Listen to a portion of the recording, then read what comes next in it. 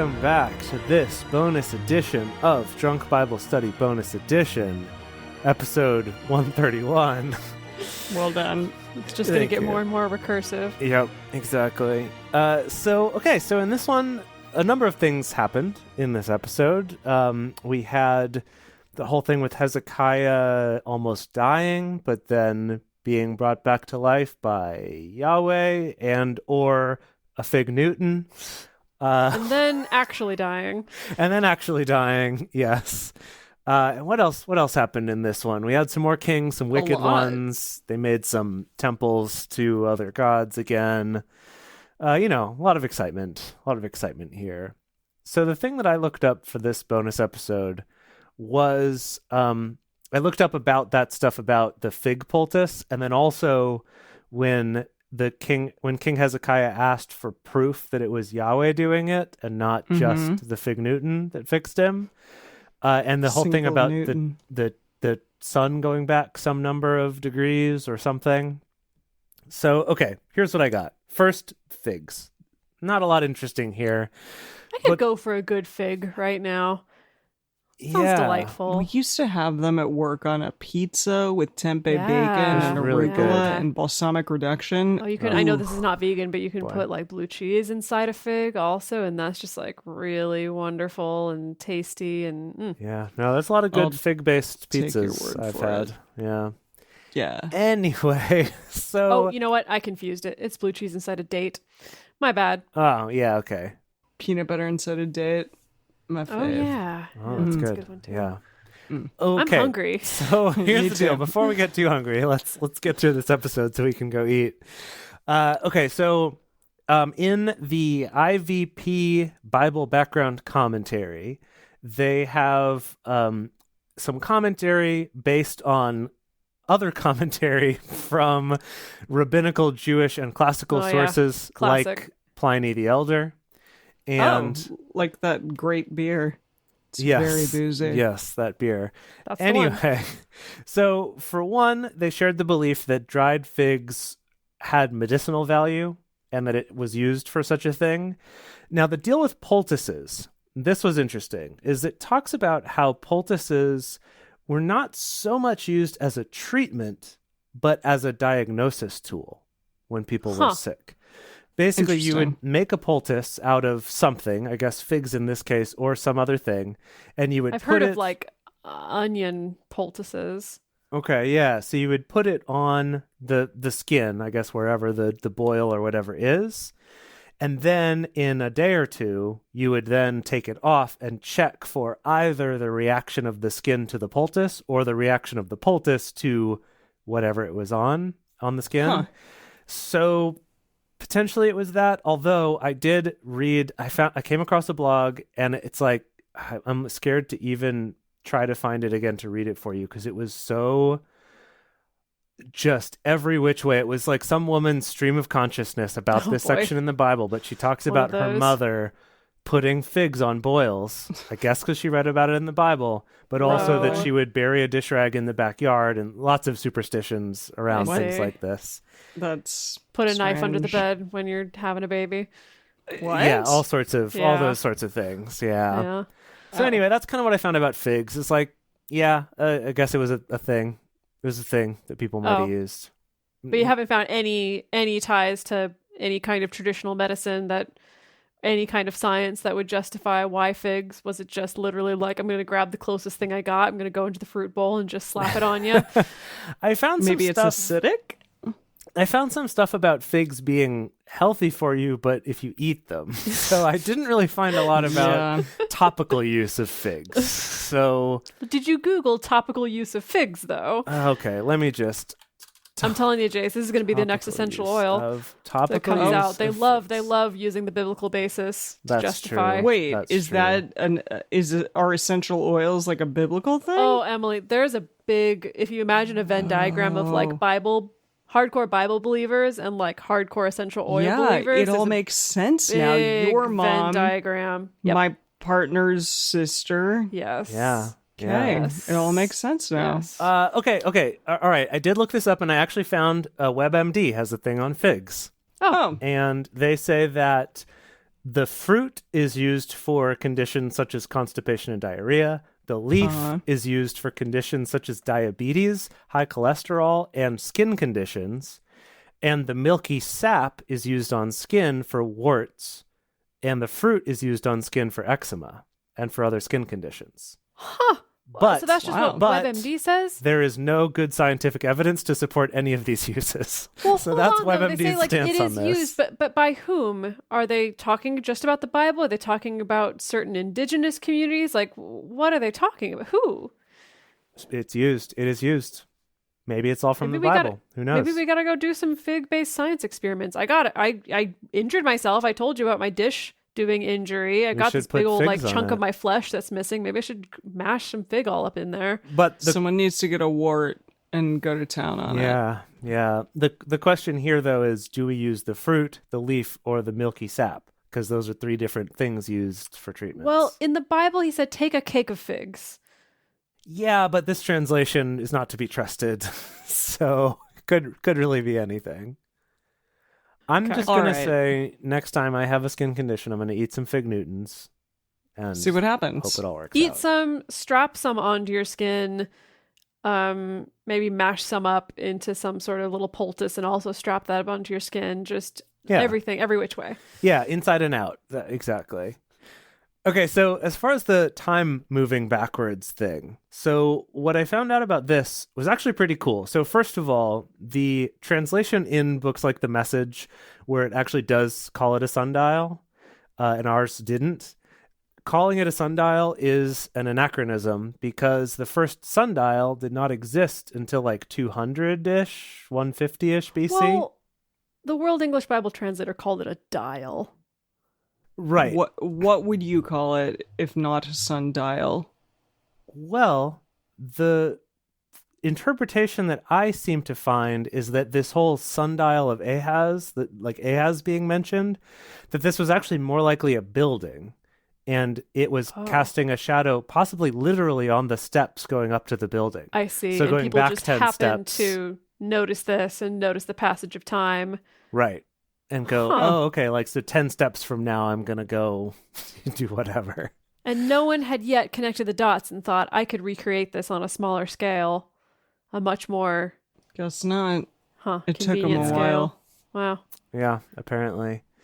But yeah, sundials, I mean, okay, so the first device for indicating the time of day based on the sun was from like 3500 BC, right? Which is just like a stick that casts a shadow on the ground and you make some marks. And you make so like marks, people have known this for a long time, but like the actual like formal sundial with like actual marked out regular measurements that was consistent and stuff was not until much later. So I suppose I should have clarified that a little bit. We've unlocked sun and shadow technology. Yes, for quite a while. We've got that one. Okay. So that's kind of all I found about that, because when you ask the question of how did God turn time back on that day, you get the same bullshit of trying to come up with answers or other people going, don't try to come up with answers, because if you try to come up with a physical explanation, they're all absurd and impossible and would have been a huge catastrophic event on the earth that we would have had records of. So just don't. But one thing I did find that was interesting, and maybe you, Dedeker, have heard about this at all, but there's this thing that's been going around apparently for a couple hundred years, but the most recent version of it is this thing about NASA's computers. Oh, God. Okay, well, first of all, I don't know how it could be a couple hundred years if they're referencing NASA's computers. I'm saying this is the recent version. There have been other versions of this for hundreds of years. Yes, I literally have a memory of being in like Christian school, my younger self, hearing this story, but maybe explain it for Emily. Yeah, I don't know what you're talking about. Okay, so this is from answersingenesis.org. One of the most persistent urban legends in Christianity is the tale that NASA computers have confirmed the biblical account of the long day in Joshua, and potentially also this extra few minutes in 2 Kings. Remember in Joshua where like the sun stood still? It was during a battle, right? Battle yes, during a battle.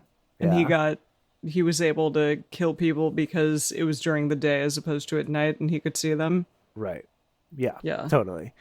So anyway, this is something that's been incredibly widespread, this thing. And basically there were earlier versions of this that was just about other, like basically once astronomy became a thing, that it became this thing of like, oh, they've done calculations and they've determined there's this missing 23 hours and however many minutes. And so, whoa, and they were all, so the story goes that NASA was running these simulations and being all confused because they're like, we're missing this like 23 hours and something.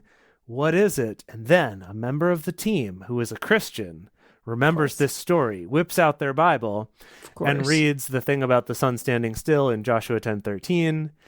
And then the story goes, after taking this into account, the NASA team was able to account for 23 hours and 20 minutes of the missing time.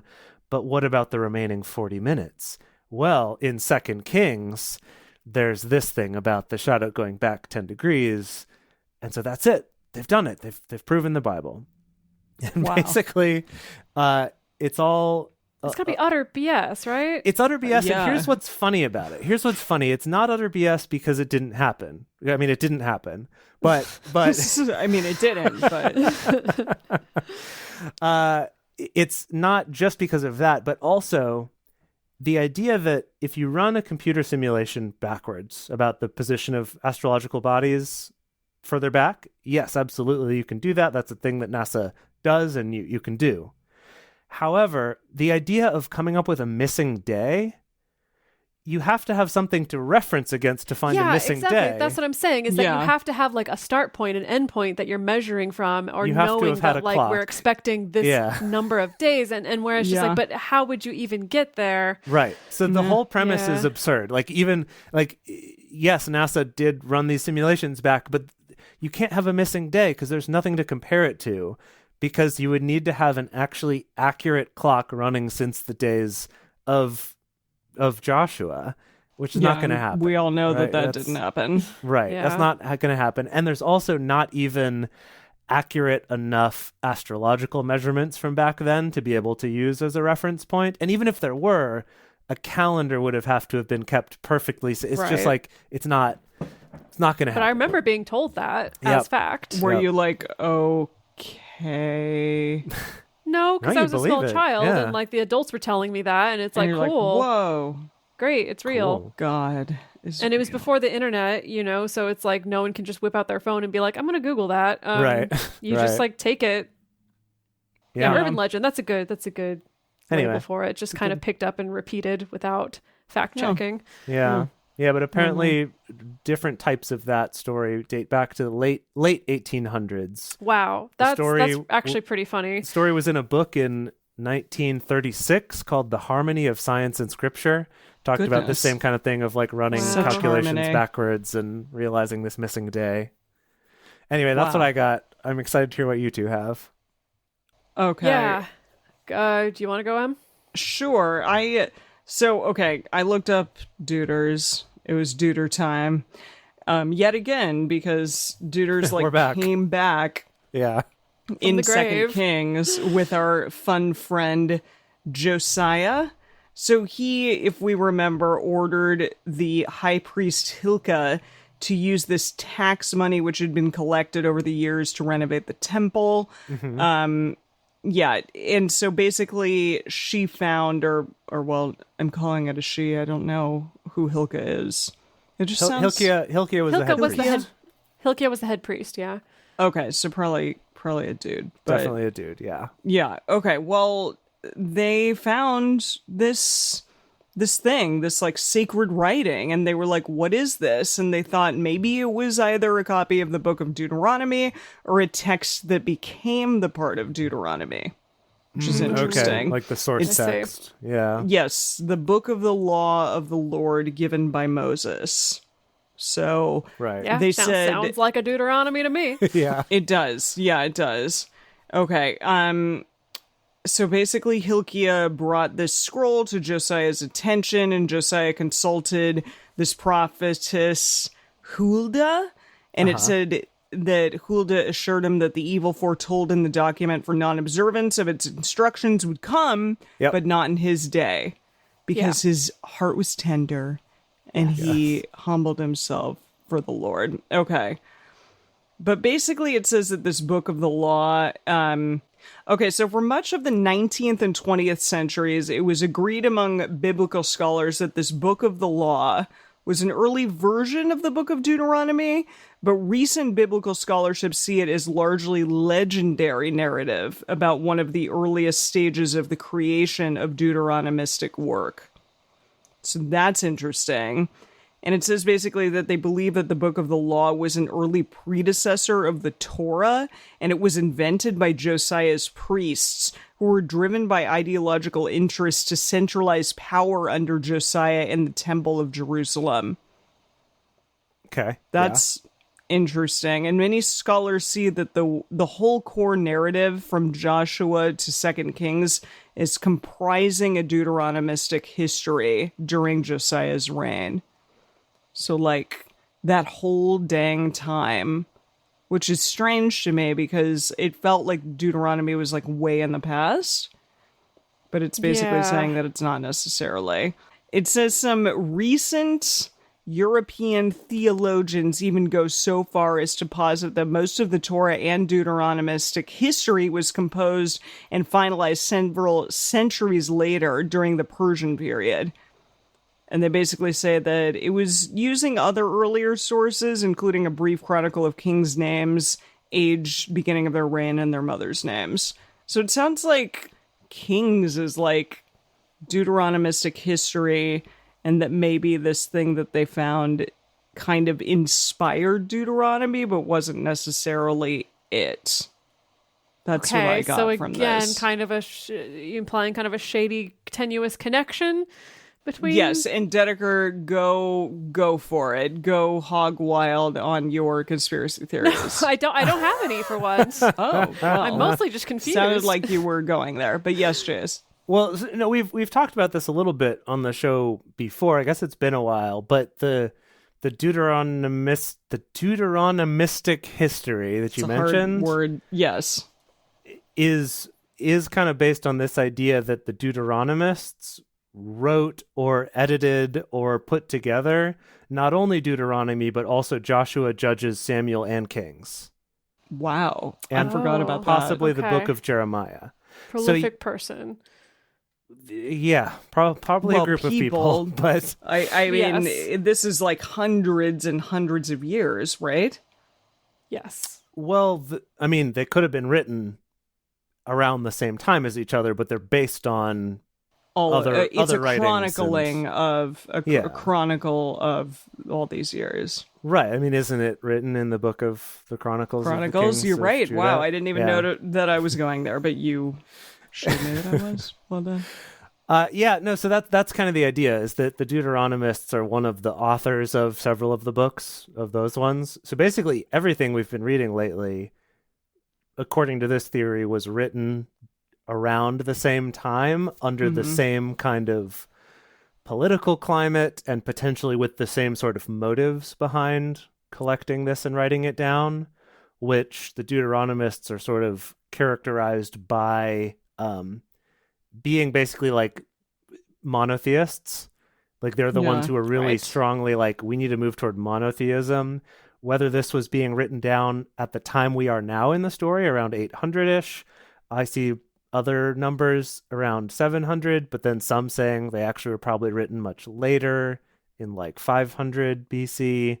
So sometime though close to where we are in the timeline, supposedly this was all getting written down. So all those stories we read from before, like Deuteronomy, were written down now, maybe because they found this book. Yeah. Or maybe because they collected it from other writings, or who knows. I don't know. That's history, very man. interesting. Yeah.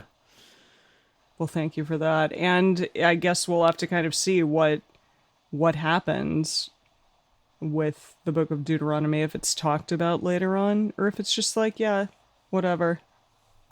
Not a big deal. Yeah, whatever, that thing happened. People still did bad stuff. Exactly. Right. Kings were still evil. Definitely. Yeah. Okay. I've got a lot of very exciting stuff to talk about. Oh. And by very exciting, I mean very exciting to me. Okay. Okay. In Tell us particular. about it. So Hezekiah's pool and conduit. Oh, right. Oh, okay. Yes. Just kind of a throwaway line. All right, we're like, yeah, he did this thing and then he died. So first of all, Hezekiah's pool and conduit supposedly have been found. We do know where they are. There's the conduit is called this. I'm gonna mess this up, and I'm sorry for all y'all who actually know how Hebrew works. The Siloam or Shalom tunnel, which is also known as Hezekiah's tunnel. That how long is it? It's like 583 yards long. Yards? Who even measures things in yards? What are you talking about? Well, I assumed that you'd be really angry if I gave it to you in meters, so that's why I gave it to you in yards. So meters that's not much yards. better, but wow. Yeah. How many meters is it? 533 meters. Okay. And basically, what's been found is like the predominant theory is that King Hezekiah was the one who ordered this construction, and it was basically to prepare for the Assyrian siege, to make sure that the city would have enough water supply. So they built this big underground tunnel, and there's something about it where it doesn't quite count as an aqueduct, but I started getting bored reading that part. It doesn't quite work, but whatever. So they call it a tunnel, not an aqueduct. I'm sure there's those of you out there who understand architecture who could exactly explain the difference. Wow. But yeah, they found it, and apparently it was built. There's an inscription inside of it explaining how it was built, that it was built by these two teams of tunnelers who started at one end and another team that started at the other. And of course, historians are like, how did they manage that? How did they manage to meet in the middle? And I guess the predominant theory, and I guess there's maybe some historical writings to support this, is that they had to figure it out by listening, like having someone listening from above to hear like the tapping of chiseling and hammers and stuff like that, and then kind of guide people very slowly and surely. But apparently there were a lot of mistakes in the directions as it was being constructed, because as you can imagine, that's a really hard way to get two teams of people to meet in the middle. But what do you mean there were a lot of mistakes? You're just speculating this, or does the tunnel like zig and zag Does it say that? It just says, and I'm reading this from the Wikipedia, it's clear from the tunnel itself that several directional errors were made during its construction. So I'm taking that to mean there must have been some ziggy-zaggies that they see. They were like, this days. Looks a little weird to us. Or they start going a direction and had to like wall it back up and then go a different direction. Something like that. Yeah, they had to really adjust as they were going along. Still a very impressive feat for this time. Now, the tunnel leads to the pool, Hezekiah's pool, which is in the old city of Jerusalem. And I have to tell you, there are so many things now that we're looking up that are in the old city of Jerusalem where I'm just like, gosh, all the stuff I didn't know about when I was in Jerusalem, like all these weird kind of B-list and C-list tourist stops that I could have been going to. So that's why we need to go to Jerusalem together. Yeah, we'll go again. Yep. It'll be great. I'm going to show you, I'm going to share this image with you of Hezekiah's pool. Because it is in Jerusalem. It is dry now. Like there's some modern day pictures where it's mostly dry, but there's kind of some old pictures and old etchings of it being actually full. And it looks very much like a pool, as in like square, like Olympic style. Yeah, pool. It's like an actual pool. I thought for sure it was just going to be either like a little thing like the sea that they made on the oxen with their butts in the center, or it was going to be like a lake. But this is, it does look like a pool, but with buildings around it. It does. With some buildings around it. Yeah, no, it is a cool thing. And it is a thing you can visit today in Jerusalem. But so it's not going to be wet. Let's go. No, I think it may fill up with rainwater occasionally. But generally, that particular tunnel and this pool are obviously not, primary sources of water for the city of Jerusalem these days. And the reason this is exciting to me is I realize that I'm excited by ancient water sources. Oh, why do you think that is? Well, this all started when major cities are around water. When I was in Istanbul, because they have like the Roman cisterns still there in Istanbul, and they're just like amazing. Like absolutely amazing. When I went to the cisterns, I was like, my God, I'm like in a dream. And it was so cool to be there. And I ended up visiting also another like ancient Roman cistern in Israel, actually. That's very in like cool. this tiny little town outside Jerusalem. And so this is something I didn't know about myself. I'm like, old water systems are really cool. Neat. Now, when you say cistern, when I hear the word cistern, I think of like, like a little baptism bowl, like a small thing. This is But like you're talking about huge. a building, like a huge building. This is all underground. Cistern is all underground. That's Wow. incredible. Yeah. Those pictures are gorgeous. We need to put them in the Drunk Bible Study Fans and Fellowship Yeah, I Facebook will. group. Yeah, no, I took some cool pictures when I was there too. It's super cool. So Yeah, y'all check out some ancient water systems in your city if you got Do it. They're it. cool. it's amazing. Wow. They're very cool. Actually, the one I visited I stayed in this little tiny town in Jerusalem, kind of it was halfway between Jerusalem and Tel Aviv, called Ramla. That had this kind of well-preserved ancient Roman cistern, and you could rent like a little boat Yeah. to like boat around Boat in the around cistern Wild. if you wanted to, like Wow. just have fun. So that's Hezekiah's pool. Way more interesting than I thought it was going to be, and deserves way more than just one throwaway line in the Bible, in my Yeah. humble opinion. How I mean, it was lovely. all written down in the book of the Chronicles. Yeah, so they yeah. It's true. They did a deeper dive in the Book of Chronicles. Yeah. Yeah. So last thing is I just want to talk to you a little bit more about Huldah, our prophetess. Oh, yeah. Who is mentioned. So she is one of the 7 prophetesses of Jewish tradition, and we've met all these prophetesses except for one at this point. Oh, really? So basically, if you can remember any named female character in the Bible, she's probably a prophetess? prophetess. Yeah. Okay. Well, they do name all of the women that are the moms of most of these kings. Well, but I mean a named character who actually has That dialogue actually and does stuff, anything? other Okay. than just giving birth to a man. That's Okay. true. Got it. Yeah, I don't know then. So that's Sarah, Miriam, Deborah, Hannah, Abigail, Yeah. Esther, and Huldah. Oh, wow. So Esther's the only one we have not met yet. Wait, so do they profit? Or are they profiteering? Prophesying? Supposedly. Okay. Huh. It's weird, though, because I don't feel like... Yeah. I'd have to go back and look again, but I don't feel like any of them really did prophecies. Unless it I just don't feel means like all that those people did. they heard Well, Yahweh Miriam- speak. I think maybe having more of a connection to God, hearing God Yeah. speak was Right, part 'cause of it. Because there was the whole thing with Rachel, was it? Of the, like, you did laugh. I didn't laugh. No, that was yes, you Sarah. did. Oh, Sarah, Sarah, yeah. yeah. Yeah. So I guess the fact that they Exactly. could hear Yahweh at all puts them Yeah. in the prophet category. Yes. Okay, that's Yeah. cool. Yeah, so she makes that list of the top 7 prophetesses in the Bible. By top 7, do you mean I love only? that. The only Yes. 7? The top 7, Yes. the 7 that were in there at all. Magnificent 7. Uh-huh. Yes. And now commentary about Huldah is really interesting because a lot of people do comment on the fact that like we don't get a lot of information about her. We get more Yeah. information about her husband than we actually get about her, and she's the one who's actually doing the prophesying. Yeah. And other people kind of spin that as like, oh, it shows you that God can speak through unknown messengers and stuff like that, gracious. all that. Yeah. There's theories that like her husband was in charge of the king's wardrobe, so she was probably a seamstress or probably helped him out in that regard. Oh, Helped him right. look He was the Lion, the Witch, and the Wardrobe guy. I forgot about Yes. that. Okay. Yes. Got it, he got it. was The the seamstress. That's hilarious. Yeah. Yeah, and in the commentary also there's a lot of theories about maybe the king went to her. Okay, there's basically a lot of sexist theories, honestly, that all boil down to women naturally are more likely to pity someone or be empathetic, and that's why we went to the female prophet in order to get some pity for the king. Wow. It's what some people say, but Cool. yeah, it's cool. Cool. It is Yeah. cool. Anyway, also I learned that Huldah means in Hebrew weasel or mole. Huh. Gotta So- find the mole. That's Gotta not find the the mole. greatest name, but Wow. okay. I mean, maybe the weasel or the mole was very honored at that time. Yeah, maybe Yeah, she was very crafty. right. Yeah, who knows? Right.